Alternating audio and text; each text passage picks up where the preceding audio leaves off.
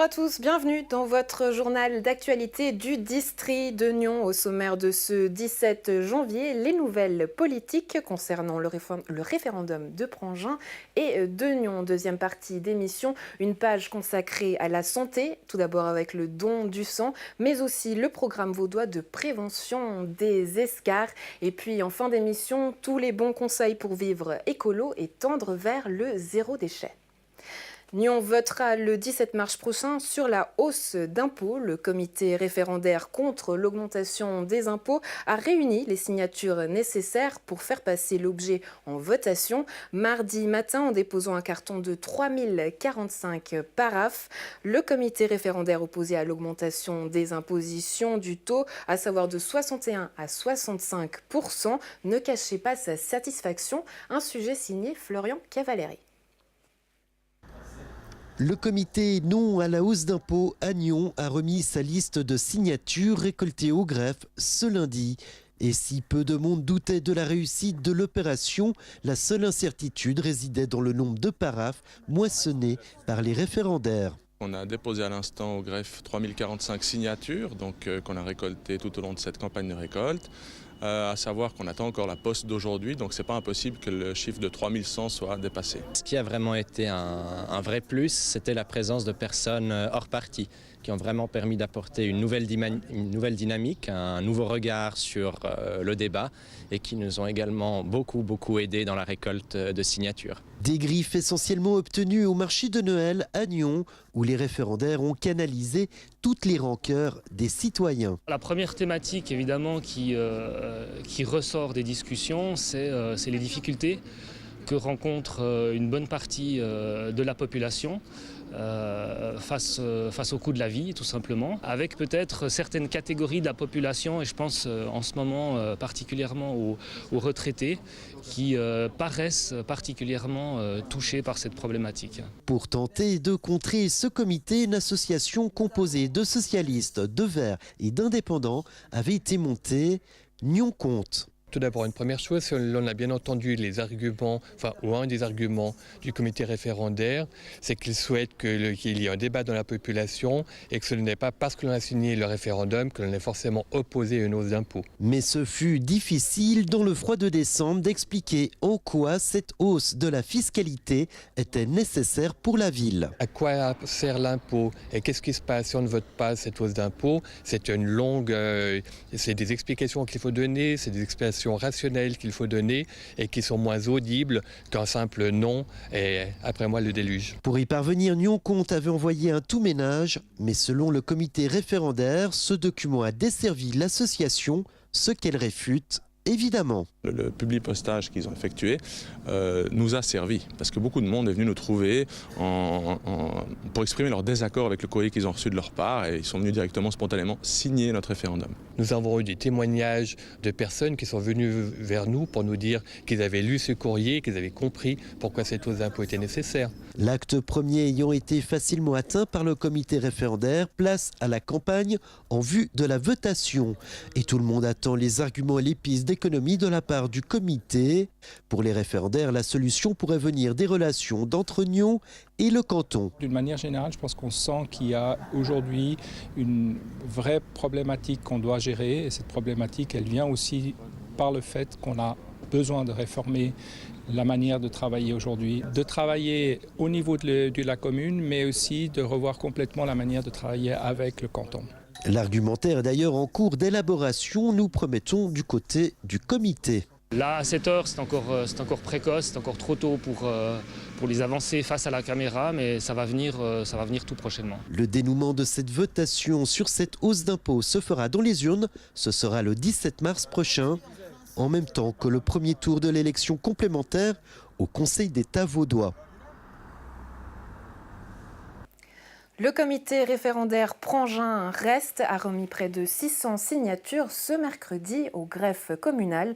Le seuil des 410 paraphes réputés valables est donc atteint pour que les électeurs se prononcent sur la sortie de leur commune au sein de l'association Région de Nyon. Le vote devrait avoir lieu le 19 mai prochain. Alors le chiffre qui nous remplit de joie, c'est 600 signatures à peu près, plus ou moins une dizaine j'imagine, qu'on vient de remettre, récoltées sur les 5 dernières semaines, mais pour l'essentiel en une dizaine de jours en fait.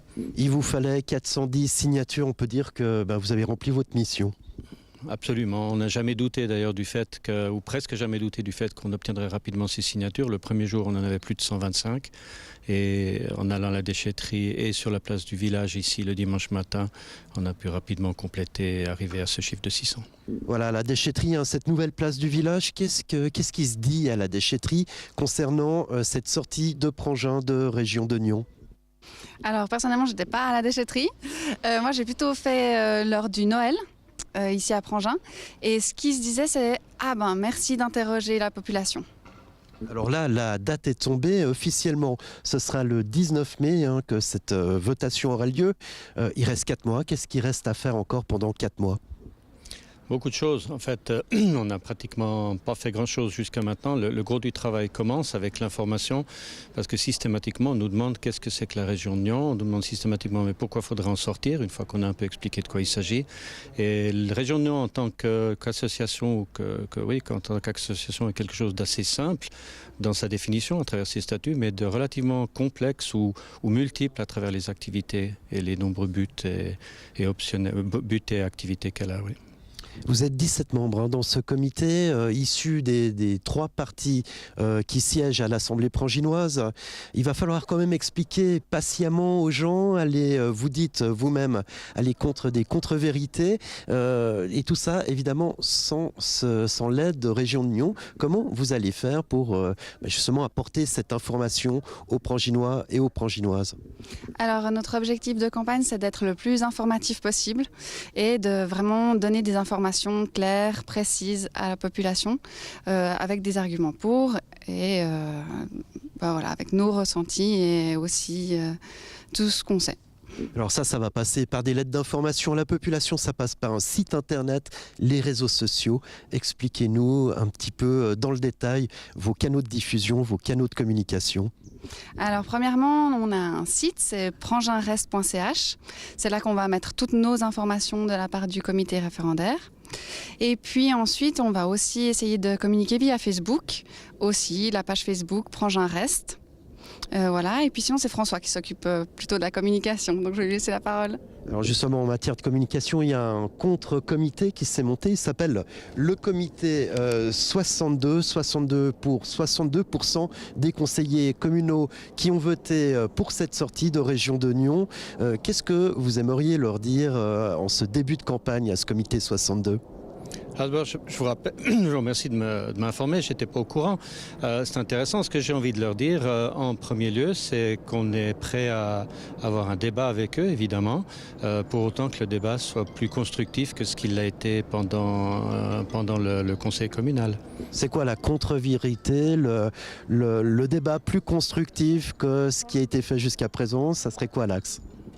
Je pense que c'est vraiment de débattre sur des faits et s'agissant des fonctionnements discutables du Conseil régional, parce qu'il y en a, le rapport de minorité les a énumérés, une bonne partie en tout cas, c'est de pouvoir discuter de manière objective sur ces différents points qui sont des points, comme on l'a répété à plusieurs reprises, qui méritent d'être améliorés et qui, pour être améliorés, demandent qu'on reste dans la région de Nyon. La campagne est lancée, vous l'aurez compris, l'occasion justement de donner la parole au comité 62. Vous en êtes le porte-parole, Yvan Bussiol. Bonjour. Bonjour. On vient d'entendre justement vos opposants à l'antenne. J'aimerais vous faire réagir tout d'abord sur le fait que ces signatures ont été rapidement recueillies, c'est-à-dire qu'un quart des Pranginois souhaitent vouloir rester au sein de Région de Nyon. Est-ce que c'est quelque chose qui vous inquiète ? Alors inquiété, non. C'est une belle réussite. D'abord, j'aimerais féliciter le comité référendaire pour l'engagement. Pas forcément évident de s'engager pendant les fêtes, même si peut-être, comme François Krull l'a dit, les fêtes, ça permet aussi d'avoir des événements qui permettent de récolter les signatures, mais c'est un bel engagement de leur part.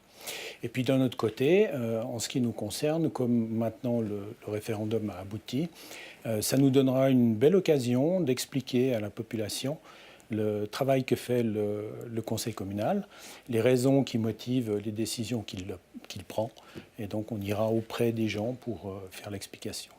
J'aimerais qu'on explique à présent vos raisons à vous qui souhaitent que Prangin quitte ce conseil régional. On a entendu dans le sujet les opposants qui vous reprochent de ne pas avoir été assez constructifs.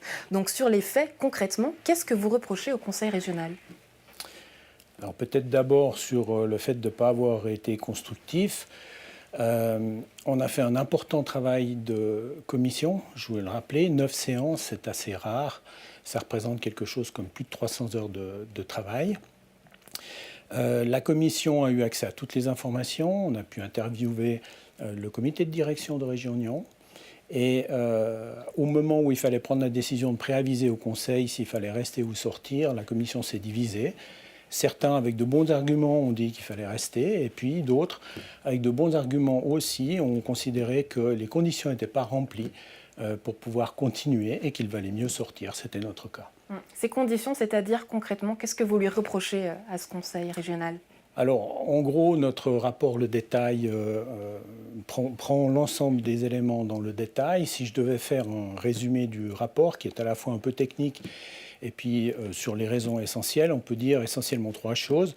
La première, c'est qu'en faisant le travail de commission, c'est-à-dire en examinant quels étaient les statuts de Région de Nyon, on se rend compte que les statuts ne sont pas définis conformément à la loi et qu'ils sont trop flous, qu'on peut pratiquement tout mettre dedans, ce qui ne nous convenait pas. Durant le conseil, j'ai carrément entendu dire le mot despotisme, un mot assez fort, virulent. Oui, c'est un mot fort, virulent. C'est peut-être des choses qui sortent quand le débat est animé. C'est peut-être un bon signe de ce côté-là. Mais moi, je ne reviendrai pas trop sur ce genre de choses. Ce qui est important, c'est de savoir qu'on a constaté un certain nombre de dysfonctionnements dans le fonctionnement de cette association intercommunale. On peut tout à fait comprendre que les associations intercommunales ne fonctionnent pas toujours parfaitement, mais là, c'était trop. Vous étiez vous-même au sein du conseil intercommunal, vous aviez annoncé votre départ, chose faite aujourd'hui, puisque en décembre, vous avez quitté le conseil intercommunal, donc vous l'avez vu de l'intérieur. Donc vous, personnellement, qu'est-ce qui vous dérange du point de vue interne ? Alors du point de vue interne, on a affaire à une institution très lourde qui évolue pas ou qui ne sait pas évoluer ou ne sait pas se réformer. Des velléités de réforme ont vu le jour à chaque fois que des communes ont cherché à quitter ou ont quitté finalement le conseil régional. C'est dommage. Je pense que la remise en cause du fonctionnement doit être plus forte, plus rapide aussi. On ne peut pas attendre des années. Cette institution existe aujourd'hui depuis 14 ans. Les défenseurs de l'institution disent que c'est un âge adolescent. Ce n'est pas d'adolescence qu'il faut parler, c'est d'obsolescence à ce stade. Il faut aller plus vite, il faut réformer. Et en tant que conseil communal, nous devons défendre aussi les intérêts des citoyens de Prangin. Et la question qui nous a été posée, c'est de savoir si l'appartenance à cette association était intéressante pour les citoyens de Prangin. Notre conclusion a été que ça ne l'était pas, et donc on a été conséquent avec nous-mêmes. Donc concrètement, ce que vous nous dites, c'est qu'il n'y a pas d'avantage pour les Pranginois à faire partie de Région de Nyon. On les a cherchés, on ne les a pas trouvés. Aussi simple que ça. Donc par rapport au principe de solidarité, désolidarisation, est-ce que c'est possible pour vous d'exister au sein de cette région, tout seul, Prangin tout seul, au milieu de la région ? Alors oui, c'est possible. Cran le fait, apporte la preuve. Bassin le fait. Cran n'a jamais fait partie de l'association régionale. Il ne s'en porte pas plus mal pour autant. Mais je ne voudrais pas tomber dans ce travers-là. Je voudrais dire que, effectivement... Non, mais ce sont aujourd'hui vos arguments. Oui, effectivement, on pourrait imaginer que pour faire fonctionner la région, c'est différent. Faire fonctionner la région, on a besoin de tout le monde. Or, on se rend compte depuis quelques années qu'on a un système un peu exclusif qui s'est mis en place et qui, par son fonctionnement qui n'est pas satisfaisant, voit petit à petit les communes quitter l'association régionale. Il faut se poser des questions pour savoir pourquoi. Et vous les posez justement. Quelle sera pour vous la suite de la campagne ? Quelle stratégie de communication vous allez mettre en place ? Alors, stratégie de communication, on va faire comme les référendaires l'ont fait. On pose les bases normales, c'est-à-dire on a un site internet pour expliquer, pour documenter nos positions. Comité62.ch. Voilà. Merci. Ensuite de quoi on sera présent aussi sur les réseaux sociaux. Aujourd'hui, c'est normal. Mais surtout, on a la volonté d'aller au contact de la population, de rencontrer les Pranginois, de leur expliquer notre travail, de leur expliquer les raisons de notre décision. Et pour nous, c'est une formidable occasion de partager nos opinions. Yvan Bussiol, merci d'avoir été avec nous et pour ces précisions et cette campagne qu'on se réjouit de suivre. Merci à vous. Chaque jour, dans le canton, plus d'une centaine de femmes et d'hommes tendent bénévolement leurs bras pour venir en aide à des malades ou des personnes accidentées qu'ils ne connaissent pas. Un acte gratuit mais essentiel. À Gland, le don du sang a eu lieu ce mardi à la salle polyvalente de Montauly. Un sujet signé Rodolphe Henner. Comme 3 fois par année, le centre de transfusion interrégional et les Samaritains de la Sérine Gland accueillent le temps d'un après-midi des donneurs de sang. D'aider les autres, ceux qui en ont besoin. Comme le sang ne peut pas être créé artificiellement, on est obligé de donner, donc voilà, donner pour les autres. Et pour recevoir ces donneurs, on n'est jamais de trop. Nous avons avec nous 2 chauffeurs qui sont les personnes de la logistique. Nous avons aussi avec nous une étudiante qui est là pour qui fait sa 2e année, donc qui est en stage, et puis 9 infirmières ou laborantines ou infirmières assistantes aux soins et santé communautaire. Le donneur, lui, avant de se faire à proprement parler piquer les veines, va d'abord passer par une suite de postes visant à définir s'il est apte ou non à donner son sang. Donc en arrivant, le donneur va passer par l'accueil, c'est-à-dire qu'il a soit reçu une invitation à venir donner son sang et il a déjà pu remplir son questionnaire à domicile, soit il ne l'a pas pris avec ou c'est un nouveau donneur et il le recevra à ce moment-là ici sur place. Il va remplir son questionnaire. Donc la première partie, c'est les questions administratives. La deuxième partie, ce sont les questions d'aptitude au don. Ensuite, il va passer par le poste de la tension. Et après, il passe au poste d'aptitude au don à proprement parler. Ce sont des infirmières ou des assistantes en soins qui vont revoir avec lui son questionnaire pour savoir s'il peut donner ou non son sang, s'il remplit les critères. Alors, et seulement alors, on peut se faire piquer. Moi, je trouve que c'est une question de solidarité. Ça me paraît tout à fait normal. Je crois qu'on ne se poserait pas la question si on était accidenté d'accepter ou non du sang. Donc, si on peut participer, ça me paraît logique.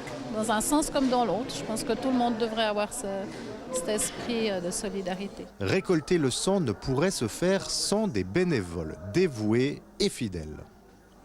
Alors ici, c'est d'abord l'organisation de mise en place de toutes les tables et les chaises. Et puis après, une fois la séance a commencé, ce travail que je fais ici, c'est une sorte de pivot.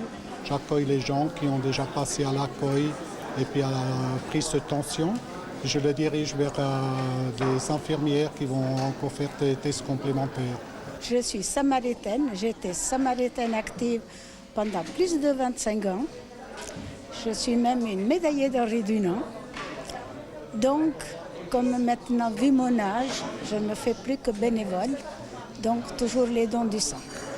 Les personnes qui ont besoin de sang sont des personnes qui sont malades, qui sont accidentées. Des personnes qui peuvent être en traitement pour des chimiothérapies, des femmes enceintes, des fœtus. Donc, vous et moi, suivons ce qui nous arrive.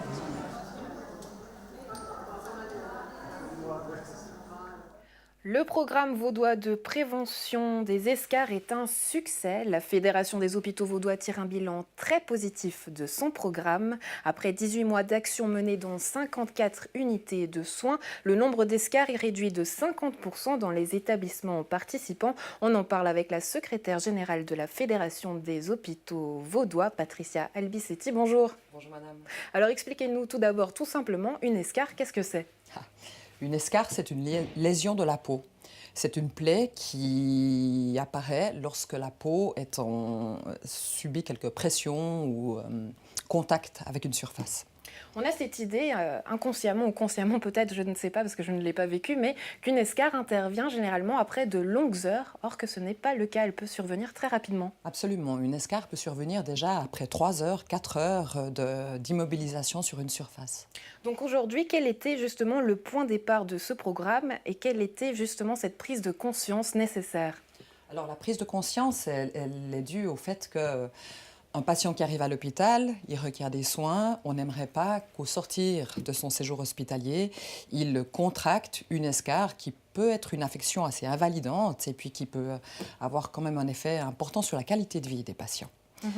Ensuite de ça, donc, on a d'abord développé ce programme pour nos patients.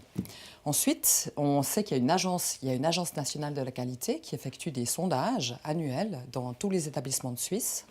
Une fois par année, au mois de novembre, l'Association nationale de la qualité vient dans les établissements et observe le taux, le pourcentage de patients qui ont contracté des escarres pendant un séjour hospitalier. Ce taux était en 2017 à 4,3.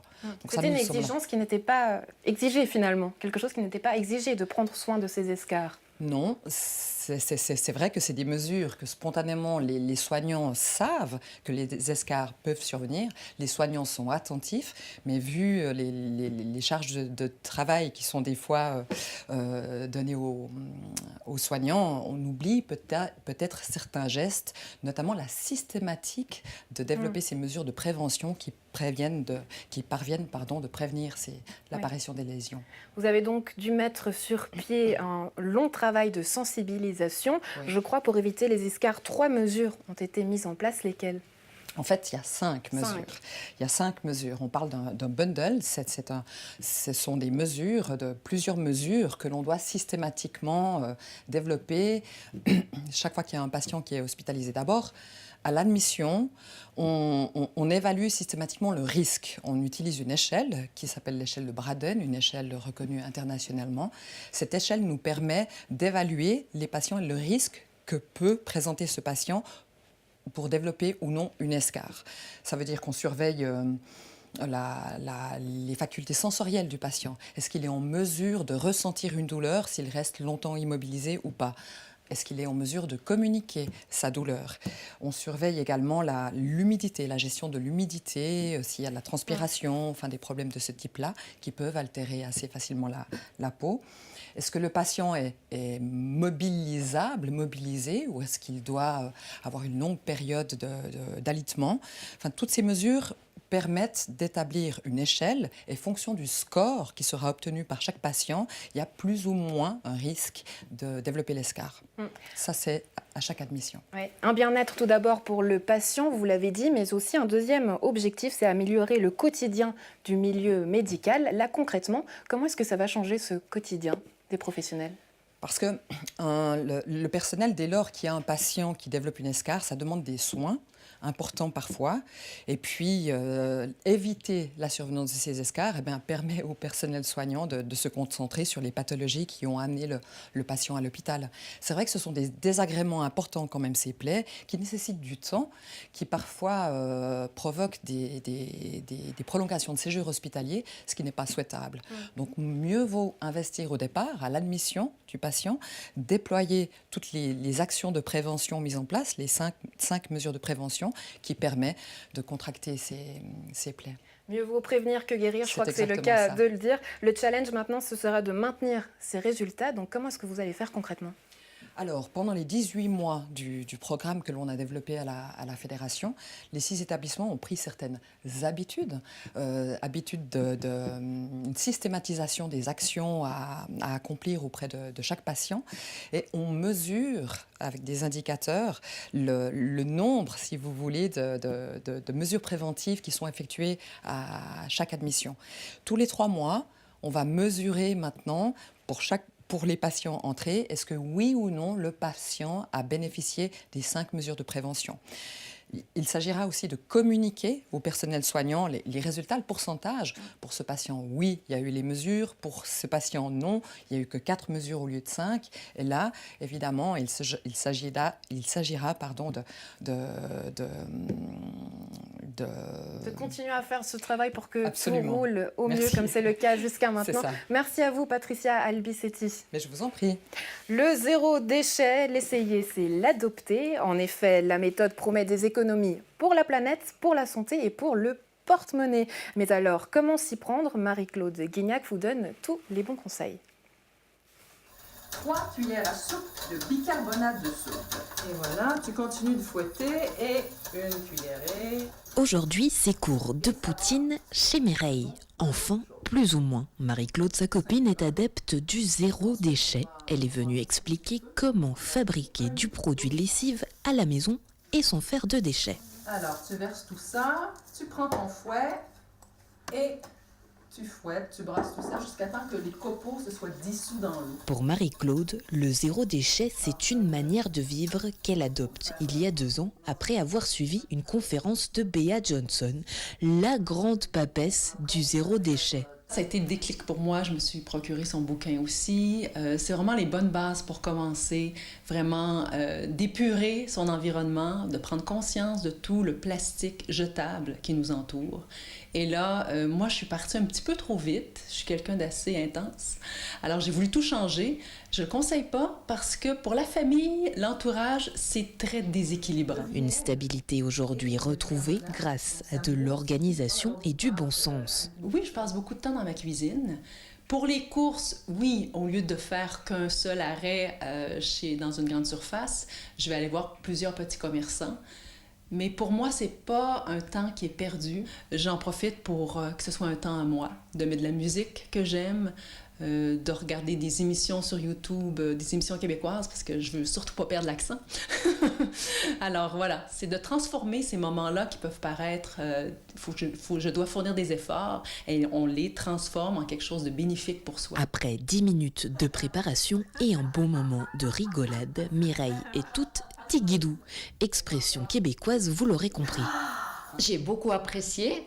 Je m'imaginais pas qu'on pouvait faire autant de produits avec si peu de matière, de matériel. Et franchement, j'ai adoré créer cette lessive. J'ai trouvé ça intéressant. À refaire. À refaire. Ah oui, je crois que je vais continuer. J'ai ressenti quelque chose de très ancien lorsque j'étais chez ma grand-mère et qu'on sentait le savon de Marseille chez elle. Et ça m'a fait revivre ces moments très forts.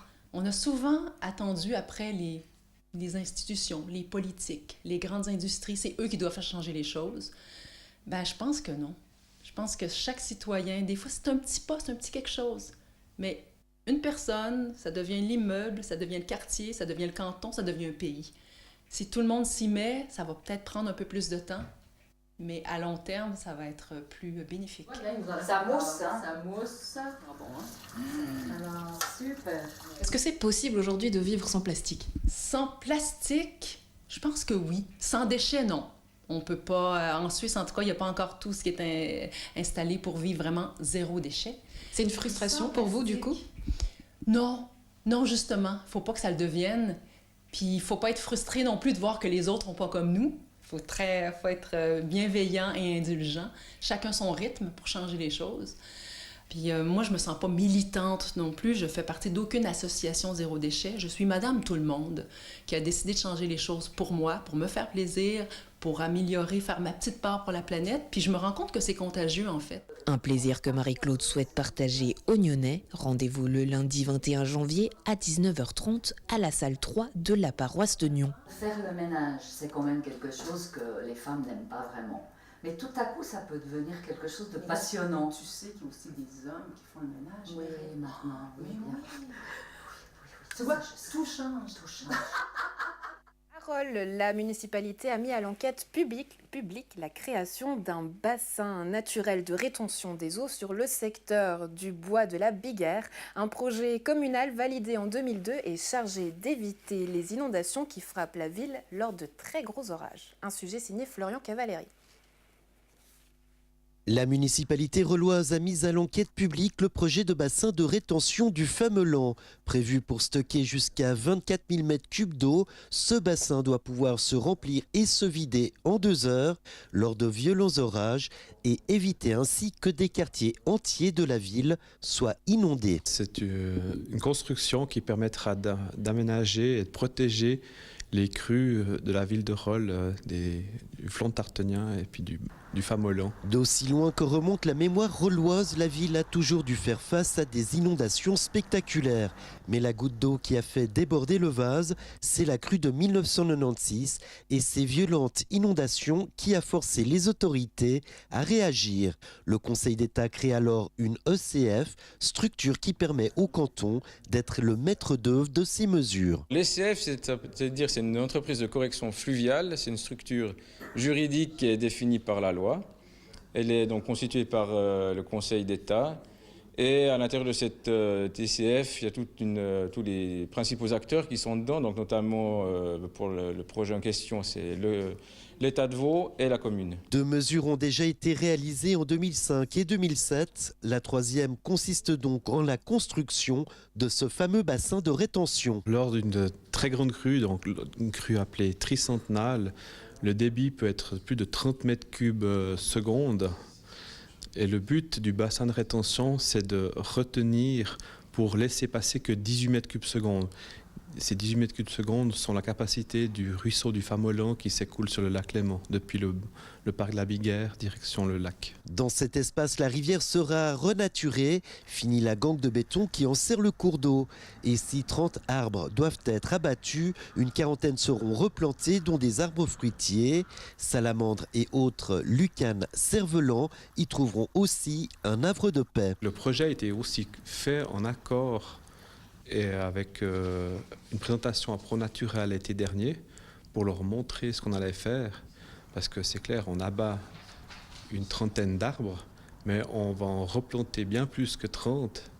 Et comme je l'ai dit, on va rendre ce parc bien plus attrayant qu'il est actuellement. Enfin, si l'entier des travaux est devisé à quelques 3,5 millions de francs, seuls 5%, soit environ 175 000 francs, seront à la charge de la commune. Le bassin de rétention du Famelan, c'est connu par la carte des dangers naturels.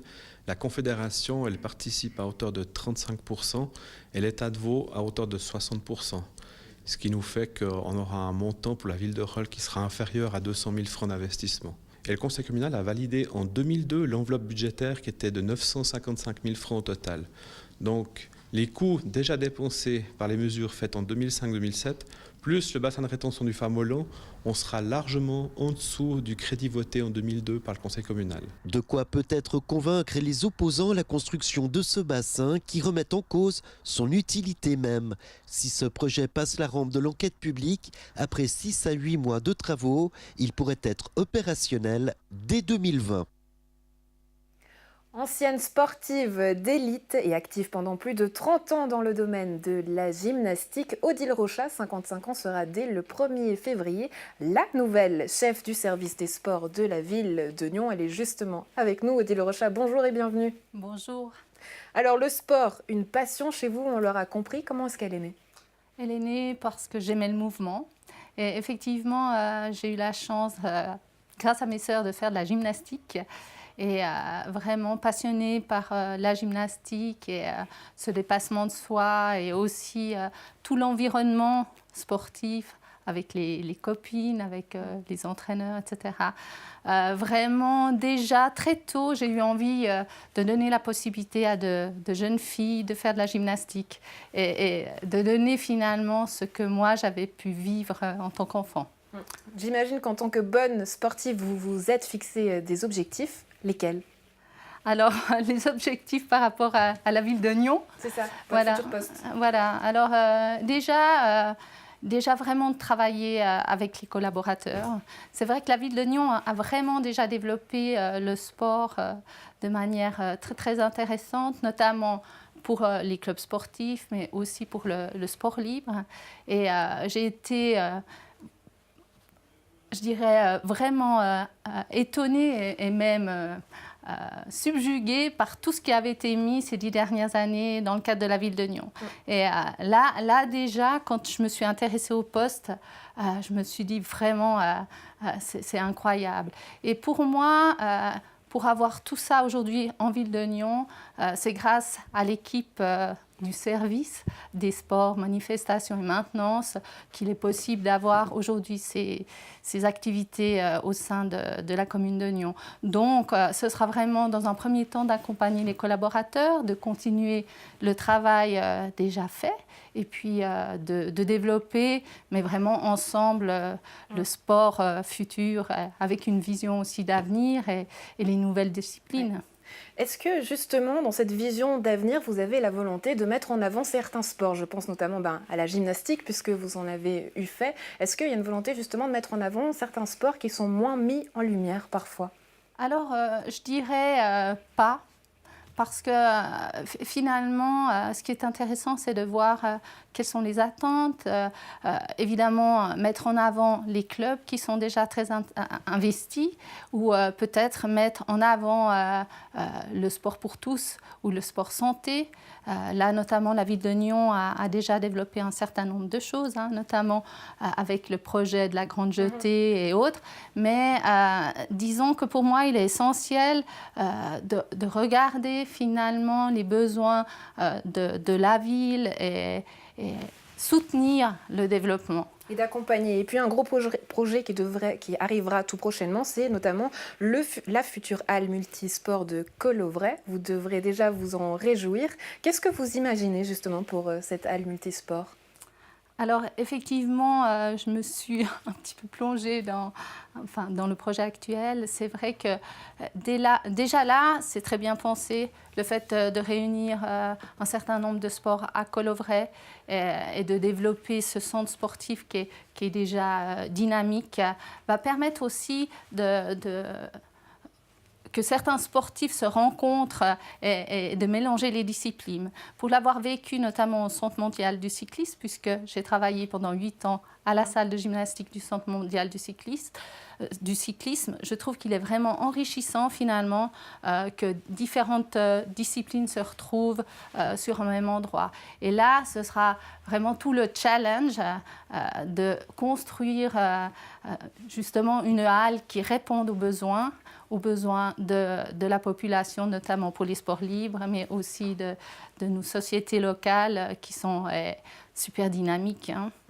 À vos côtés, vous pourrez compter sur Floriane Janine, elle aussi une femme. Donc j'aimerais savoir concrètement, cette touche féminine qui est là inévitablement, comment est-ce que vous comptez l'apporter dans le domaine du sport ? Avec un regard large, dynamique, et cette ouverture de nouveau qu'on peut avoir avec un regard qui va vraiment, je dirais, avoir une finesse peut-être un peu différente qu'un côté plus masculin. Odile Rochat, on se réjouit en tout cas de suivre votre travail qu'on souhaite très bon évidemment. Merci d'avoir été avec nous. Merci à vous. Le parc animalier de la Garenne a perdu lundi l'une de ses pensionnaires. La femelle Gypaète Altia est décédée à l'âge de 29 ans. Née en 1990 aux Eaux de Berlin et depuis 1995 à la Garenne, l'emblème du parc laisse derrière elle un bel héritage. 13 poussins nés dans le cadre du programme de reproduction et de réintroduction dans les Alpes. Resté seul dans son enclos, le mâle Athos devrait prochainement trouver de la compagnie et pourquoi pas une nouvelle amoureuse. Il est là, il est beau, il attend la prochaine qui devrait arriver. Et puisqu'on parle d'amour et de vie, l'occasion de se faire un petit clin d'œil à l'oiseau rebelle, à qui je souhaite évidemment un très très bon vol. Quant à nous, on se retrouve la semaine prochaine. Portez-vous bien.